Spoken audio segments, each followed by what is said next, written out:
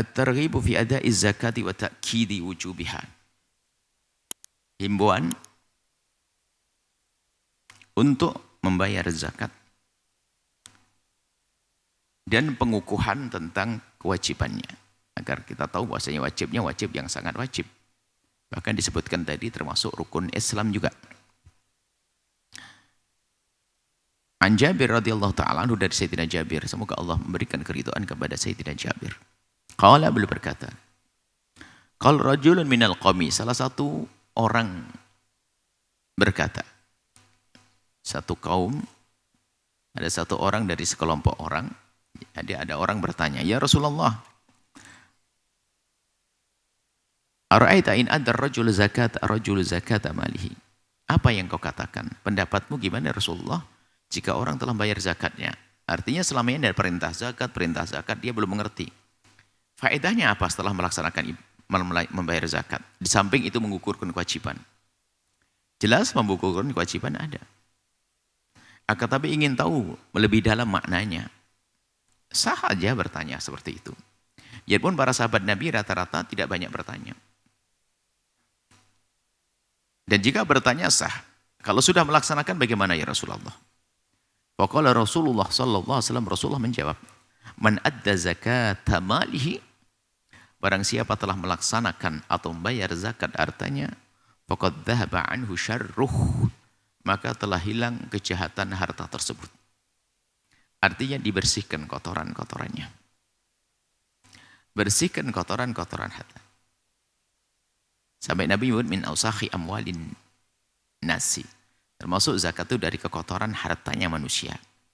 Maka zakat itu kekotoran. Kotoran kalau diambil oleh orang yang tidak berhak mendapatkan zakat, maka betul-betul kotor.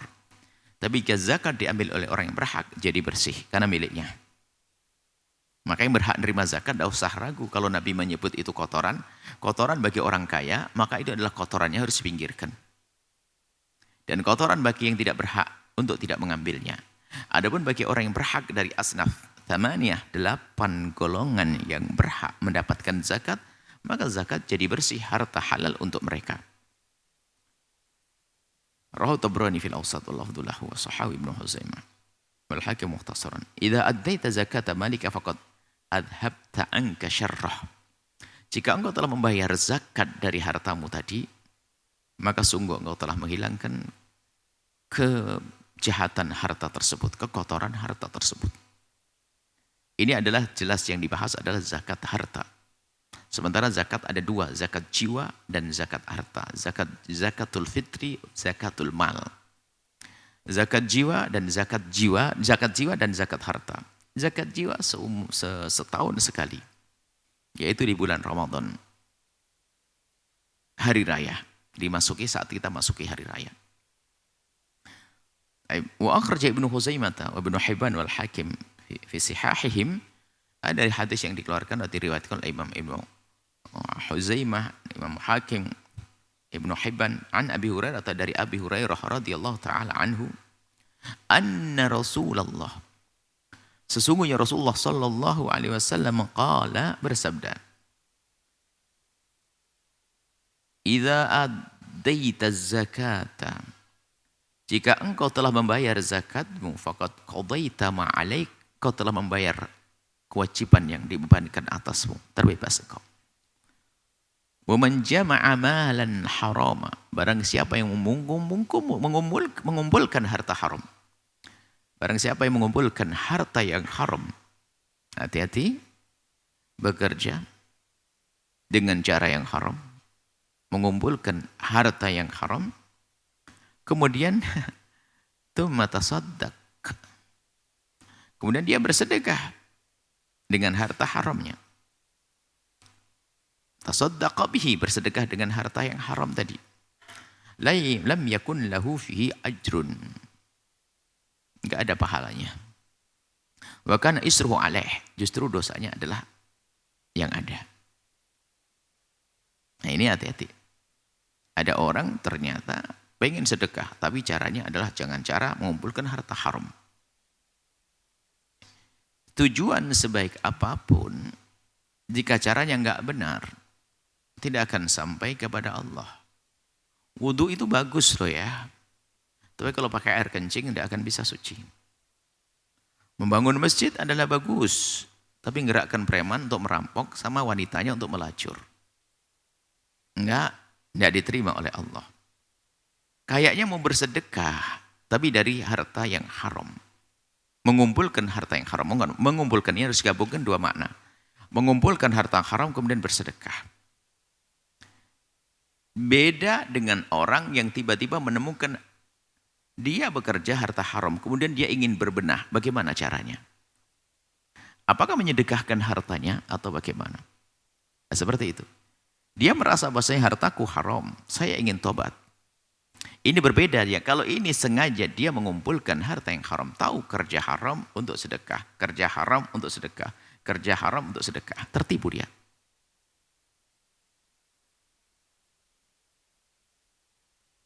Meletakkan hartanya di tempat riba, baru setelah itu adalah keuntungannya adalah ribanya tadi untuk nyuklakan anaknya pondok pesantren, menghafal Quran. Ini kebelinger. Tapi berbeda dengan orang yang terlanjur, ini bagaimana hartaku, ini harta haram. Saya pengen tobat, ini beda maknanya. Jika nanti ada sangkut pautnya dengan pribadi harus kembalikan kepada pribadi. Tapi kalau ada sangkut pautnya dengan kemaslahatan umum dan tidak mungkin mengembalikannya, ini biasanya orang bertanya, saya sudah terlanjur korupsi gimana? Kalau saya lapor ke negara malah saya masuk penjara. Yang penting saya mau tobat. Harta saya mau dikemanain ini? Atau ini barang ini bunga riba saya, ini bagaimana mau saya apain? Ini berbeda, bukan yang pertama, sengaja ngumpulin. Ini yang sengaja ngumpulin. Tapi kalau orang tiba-tiba di tangannya ada harta haram, maka tentu itu ada solusi. Di saat dia melepasnya, tidak boleh dia bersedekah dengannya, wong harta haram bukan miliknya dia. Tapi dia tetap saja menggenggamnya juga tidak boleh, karena akan diwaris oleh anak-anaknya. Maka lepaskan harta haram tersebut dari tangan. Dengan bermacam cara. Kalau seandainya, naudzubillah, dia mengambil hartanya seseorang, mencuri. Atau tak tahu ngambil harta negara. Dengan cara halus nggak mungkin bisa dideteksi kayak apapun, tapi ngerti dia harta negara sampai menjadi satu rumah atau terkumpul 100 juta misalnya, maka itu adalah harta haram. Jangan digenggam, segera keluarkan dari tangan. Bersedekah? Oh enggak, sedekah kok dengan barang kotor, bukan bersedekah. Ini barang riba yang sudah ada di saya sedekahkan? Enggak berlaku sedekah. Di sini ada dua pendapat paling tidaknya. Yang jelas, lepaskan dari tanganmu. Lepaskan dari tangan. Apakah kita serahkan sebagai orang yang bijak? Seorang kodi, seorang mahkamah atau negara, kita serahkan negara yang adil. Bahwasanya saya ingin lepas ini harta haram saya. Lepaskan. Dan bukan makna sedekah. Ini riba saya tobat. Saya ingin berikan langsung saja, kalau kembalikan negara nanti malah dilacak. Dari mana harta haram, maksudnya apa ini? Jangan-jangan kau ngerampok ya? Nah gitu ditanya, daripada bertanya saya bingung. Saya ingin salurkan langsung, saya berikan ke masyarakat. Sehingga ada dua pendapat. Pendapat yang pertama seperti harta riba yang terkumpul di rekening kita itu, bunga-bunga yang terkumpul itu, yang penting jangan dibiarkan terus mengendap atau diam di tempat tersebut, di genggaman kita.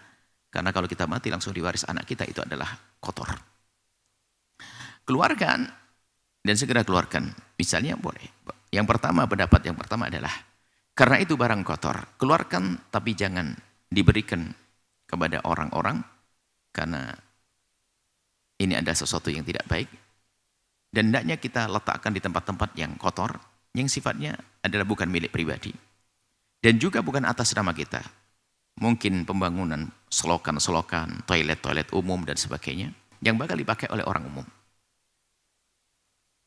Tapi tidak usah pakai ngomong, bawa duit riba, 100 juta langsung saya akan bangun toilet umum. Dia ngaku, nisbatkan dirinya itu ngakui sudah kayak memiliki. Diam-diam saja sudah.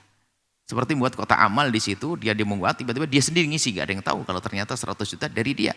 Dan memang duit haram, gak perlu diaku-aku. Kalau mengaku seperti menggunakannya. Karena mengatasnamakan dia. Ada pendapat lain yang mengatakan bahwasanya harta-harta semacam itu Berikan kepada orang yang sangat membutuhkannya, tapi juga tanpa atas nama. Di sana mungkin ada orang kena bencana dan sebagainya, orang kelaparan, orang sakit dan sebagainya. Sudah, langsung saja cari rekeningnya mana, serahkan ke tempat itu. Yang penting jangan direngkuh, yang penting jangan digenggaman kita. Nah, itu harta haram. Adapun hadis yang disebutkan ini adalah orang sengaja ngumpulin haram untuk sedekah, ngumpulin haram sedekah. Sedekahnya tidak akan diterima. Loh tadi orang yang ingin bertobat dari keharaman, apakah dia sedekah? Itu artinya, oh tidak. Namanya tobat, bahkan tobat bisa lebih penting, lebih gede pahalanya daripada sedekah. Oh dia tobat kok. Saya tobat melepaskan rizki riba saya. Oh tobat. Kalau dia mengerti arti tobat, tobat hukumnya wajib. Gede pahalanya, lebih gede daripada sedekah sunnah. Kalau kok bingung. Tapi bukan sedekah. Lebih gede daripada sedekah itu karena Anda tobat. Tobat lebih gede pahalanya. Tobat dari dosa. Dan hendaknya orang memikir tobat dulu, bukan berpikir sedekah. Tobat dulu.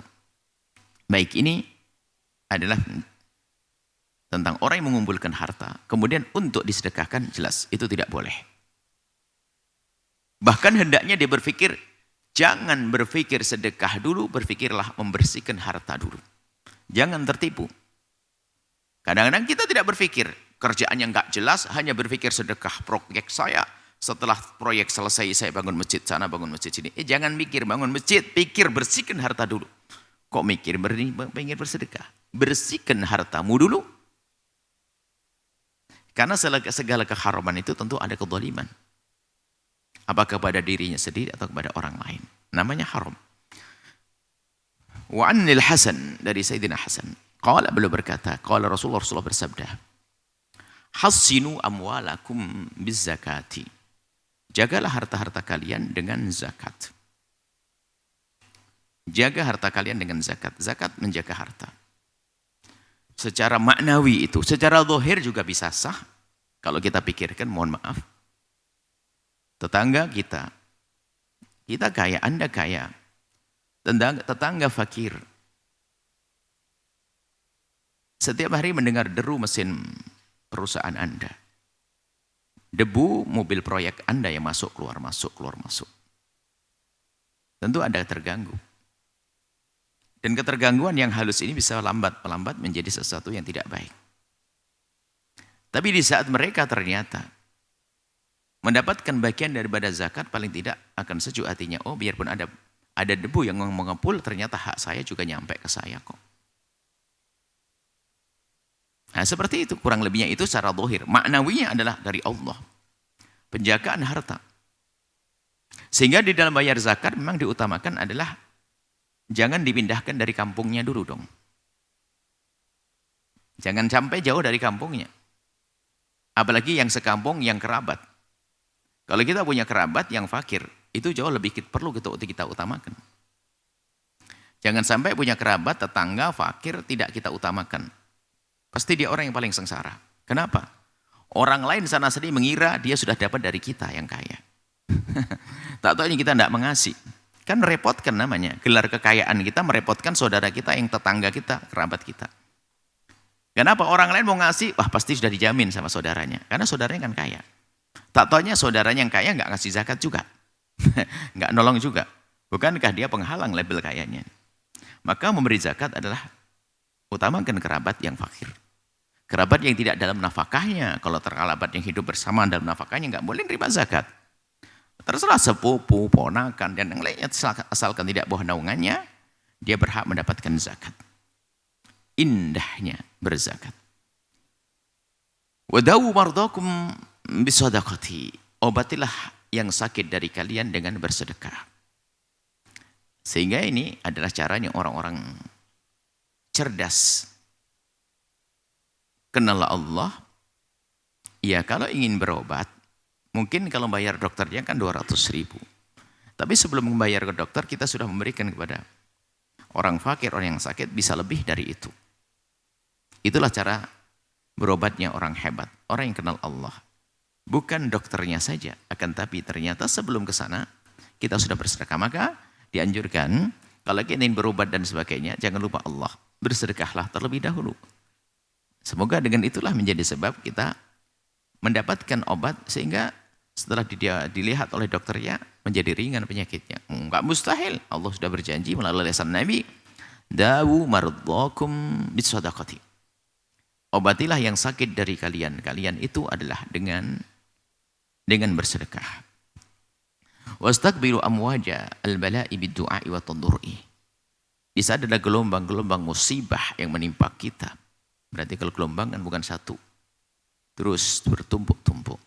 Jika dirundung dengan duka dan musibah, maka banyaklah tadarru', mengadu kepada Allah, memohon kepada Allah. Itulah cara untuk melepaskan dari musibah. Rawahu Abu Dawud fil Marasil wa akhrajahu Tabrani wal Baihaqi wa jamaah min sahabat. Ini adalah hadis-hadis yang kita nukil dari baginda Nabi tentang membayar zakat. Kemudian di sana ada fikih tentang zakat. Lagi-lagi kami sampaikan, kitab At-Tarhib wa Tarhib adalah kitab akhlak. Makanya justru mengajar kitab akhlak ini lebih sulit daripada kitab fikih. Karena apa? Di sini tidak dibahas tentang fikih. Maka seorang mengajar akhlak harus menghadirkan fikihnya juga. Nah, nanti siapa yang wajib zakat harus kita hadirkan. Seperti kemarin kita sholat jamaah, tidak ada penjelasan cara sholat jamaah dan sebagainya. Bagaimana siapa yang punya udzur boleh meninggalkan Jumatan, tidak disebutkan di sini. Padahal hanya mengatakan udzur saja. Termasuk di sini tidak sebutkan zakat mal, tentang macam-macam zakat. Nggak ada dibahas di sini. Karena ini terhib menghimbau agar Anda pulang menjadi orang yang rindu melakukan zakat, baru nanti cari ilmunya. Ilmu zakat kayak apa? Dan dalam zakat ini ada penjahat-penjahatnya. Kita harus waspada, maka harus punya ilmu zakat. Ada 3 penjahat di dalam bab zakat. Yang pertama adalah orang kaya yang wajib zakat tidak membayar zakat.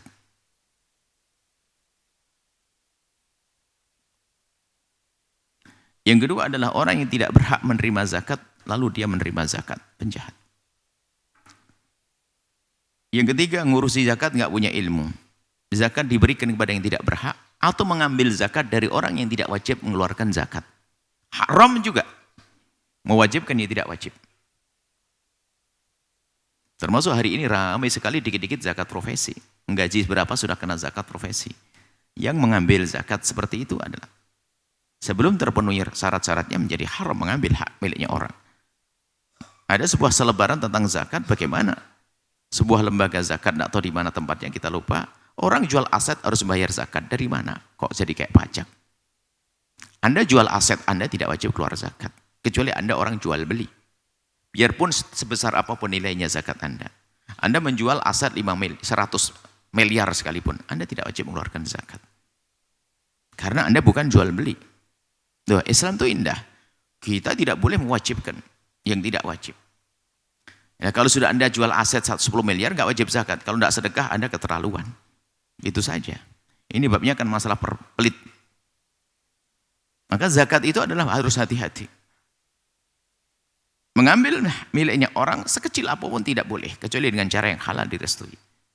Maka nggak ada zakat excellent, zakat premium, enggak apa. Zakat premium ini orang kelas menengah ke atas, zakat fitrahnya 1 kuintal, nggak ada, tetap 2,5 kg.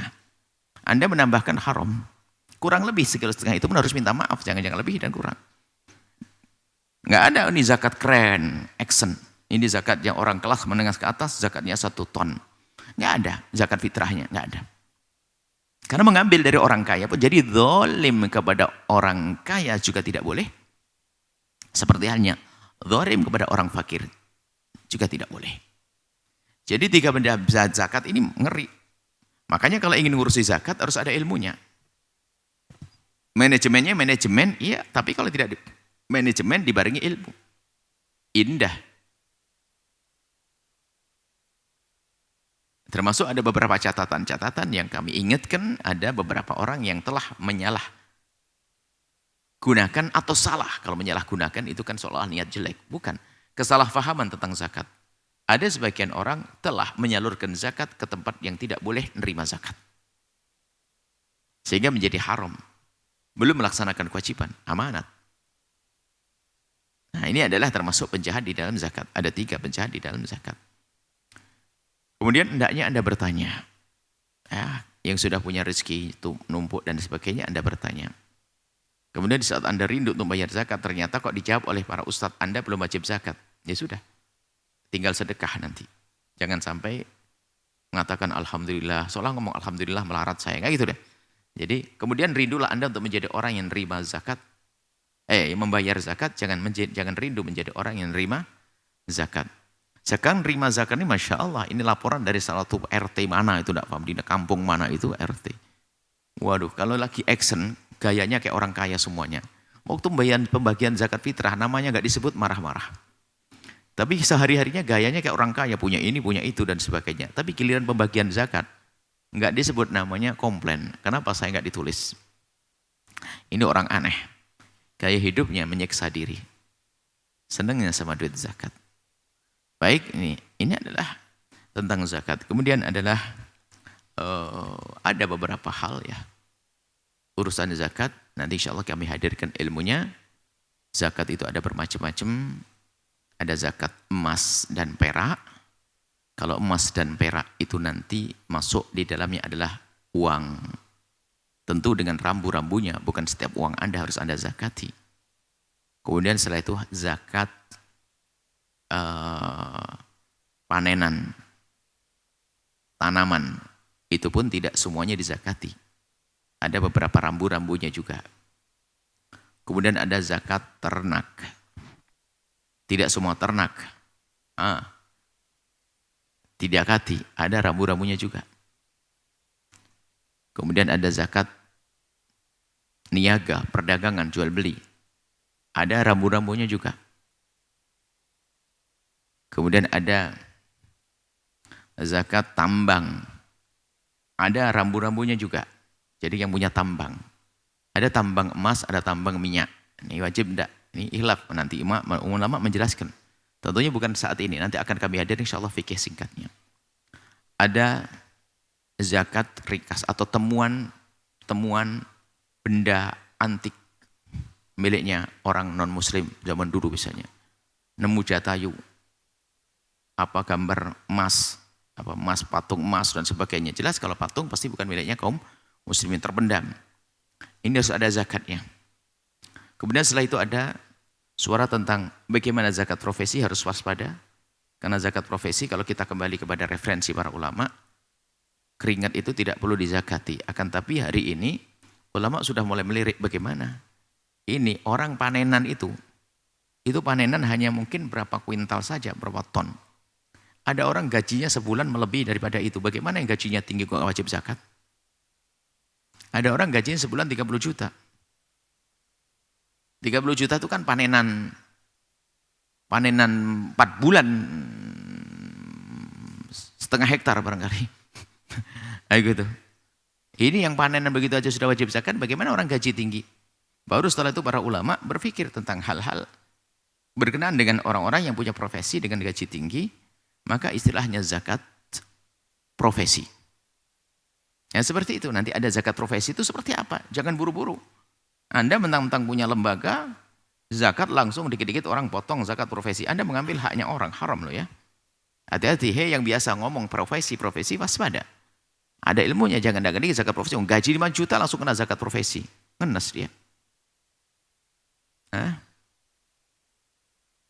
Ini ada masalah zakat profesi, harus diwaspadai. Kemudian ada kesalahpahaman dalam masalah zakat. Ini gambarannya tentang zakat. Tentunya ini adalah bukan pembahasan fikih, nanti akan kami hadirkan di sela-selanya. Yang jelas ini himbauan. Kemudian setelah itu ada ancaman-ancaman ya. Insyaallah kita baca pada pertemuan yang akan datang bahwasanya siapa yang tidak bayar zakat, hukumannya besar, minal gabair, termasuk dosa gede. Bahkan pada zaman Sayyidina Abi Bakar As-Siddiq diperangi seperti memerangi orang yang keluar dari iman. Kama Sayyidina Bar lau mana'uni. Iqala bairin, kalau seandainya mereka itu menghalangi mengeluarkan zakat sekecil apapun talinya khimar itu, mengingkari tidak mau zakat, laqataltuhum, niscaya aku akan perangi mereka. Sayyidina Abu Bakar Siddiq. Jadi meninggalkan tidak bayar zakat termasuk dosa gede. Dosa kepada Allah dan dosa kepada sesama manusia. Ayo memikirkan tentang harta yang di rumah kita. Jangan-jangan wajib zakat. Tapi paling enak setelah itu Anda bertanya kepada ulama yang mengerti hukum ini. supaya Anda tidak salah. Jangan sampai Anda yang tidak wajib menjadi wajib. Kalau itu masih lumayan, asalkan Anda ridho. Tapi seorang ustadz yang salah. Atau wajib zakat tapi Anda tidak mengerti. Lalu bagaimana cara membayar zakatnya dan seterusnya. Itu ada ilmunya. Insya Allah nanti kami hadirkan di sela-sela pembacaan hadis ini insya Allah. Semoga Allah menjadikan kita orang yang cukup. Ya, sehingga membayar zakat. Tidak harus menerima zakat. Lapang rizki, lapang hati, ikhlas. Jauh dari keharaman. Wallahu a'lam bissawab.